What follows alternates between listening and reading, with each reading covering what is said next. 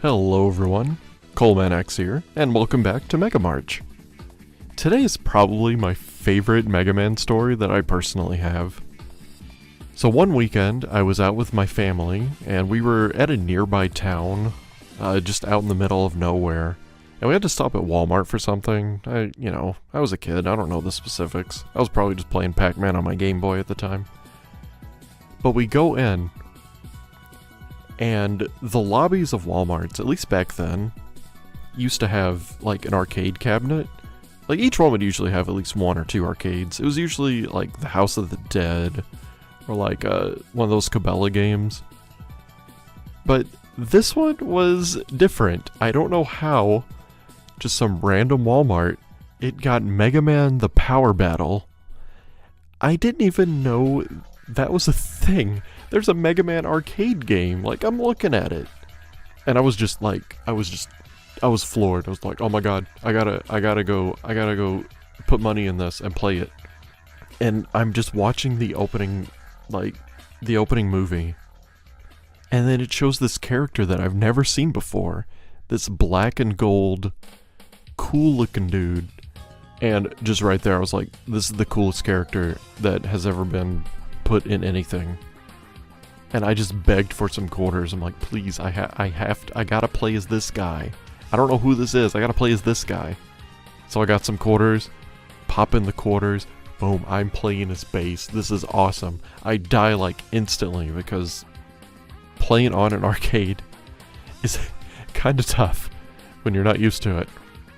But it was just so cool. And I was like, this is the greatest thing that's ever happened. And I just begged for more quarters, but I was with my dad and my grandma, and they're like, no, we gotta go, do this or whatever. It's like, fine. But I somehow was able to convince them to buy me some paper and colored pencils. And I got to go back to the arcade and stand next to it and just let the intro play over and over. And then when bass popped up on screen, I would draw just a little bit on the paper, and then have to wait for it to cycle again, and I would draw a little bit more, just so I could see what this character looks like, when I left. Didn't have the internet, so I couldn't just look up a picture of him. This was him. And as far as I knew, he was exclusive to the arcade game. I didn't even know there was a Mega Man 7. They let me do that. I don't know how long it took. But I remember just sitting there drawing just a little bit, and then finally I had a picture I could take home. It's like, wow, this is a cool dude. I'm gonna, now I can draw him again because I know what he looks like. And I thought that was gonna be the end of it. I never saw that arcade again. We probably went back to that Walmart, but the arcade was gone. So I'm like, oh man, there goes bass. Farewell. And later on, I was reading a Tips and Tricks magazine, if you remember those, and in the back they had just random, codes and whatnot for just a variety of games, just little teeny tiny write-ups in the back of every issue. And I decided to look for Mega Man stuff. It's like, oh, maybe there's, something cool. You can get the Kroger ball in X1 and get a Dragon Punch in X2. Maybe there's some more stuff. And I see Mega Man 7, and it's talking about the Versus mode, and it specifically mentions playing as bass. And I'm just freaking out. I'm like, oh my god, he's real.